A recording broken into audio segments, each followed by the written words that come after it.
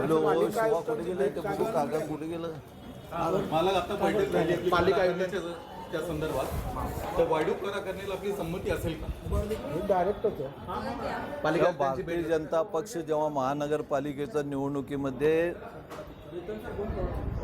जाहीरनामा काढला, त्या जाहीरनामामध्ये नागरिकांना असं शब्द दिलं जाहीरनामामध्ये की येणाऱ्या निवडणुकामध्ये भारतीय जनता पक्ष सत्तेवर आलं कुठलंच कर आम्ही ज्या वाढविणार नाही आहे तसंही त्या आपण व्यवस्थित लोकांना, सर्वसामान्य लोकांना मूलभूत सुविधा देऊ असं त्यांनी सगळ्यांनी असं शब्द दिलं. त्या शब्दाप्रमाणे मला असं वाटतं की येणाऱ्या कालावधीमध्ये भारतीय जनता पक्ष कुठलंही टॅक्सेस किंवा कर प्रणाली लागू करून पण पालिका असं काय नाही. मला काल नोटिफिकेशन जे पाठवले होते ते इंग्लिशमध्ये आमच्या घरीही पाठवण्यात आलं. म्हणून मला इंग्लिशमध्ये जेव्हा मी थोडं BCom शिकलेलं आहे आणि गेल्या अनेक वर्षापासून इंग्लिशचं सवय तुटलं आहे, त्यामुळं मला तर कळालं नाही लवकर. म्हणून मी म्हटलं आयुक्ताकडेच यावं.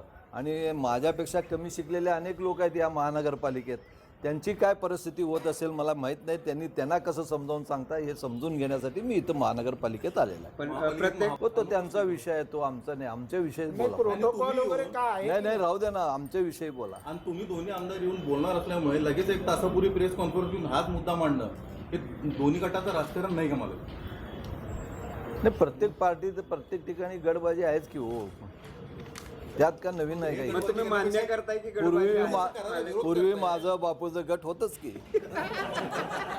प्रत्येक हा जो 1500 कोटी रुपये विषय आहे, ते 350 कोटी रुपये महापालिकेला matching contribution भरावं लागणार आहे. आपण तर कर आणि दरवाढीला विरोध केलाय, तर हे महापालिकेनं कसं भरावं किंवा काय ह्याच्यावर सूचना आपल्या आहे? पर्यायी मार्ग काय? पर्यायी मार्ग, स्त्रोत.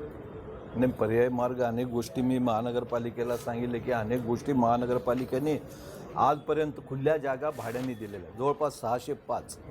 त्याच्यावर आजपर्यंत 1 रुपयाचाही टॅक्स घेतलं जात नाही, फक्त भाडे जातं. जे मिनी शॉपिंग सेंटर आहेत त्यांच्याकडनं ज्या काही भाडं घेतलं जातं त्यांनाही 1 रुपयाचा टॅक्स नाही आहे. जे मोठे शॉपिंग सेंटर आहेत त्यांचाही कोट्यावधी रुपयाचा टॅक्स थांबलेला आहे.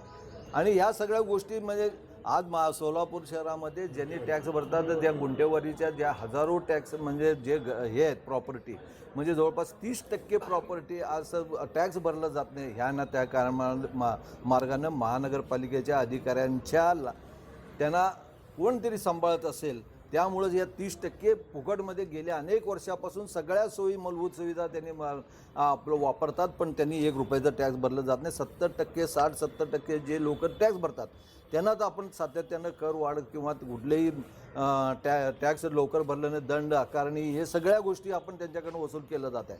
पण ह्या 30-35% जे टॅक्स भरत नाही त्यांच्या बाबतीत काय?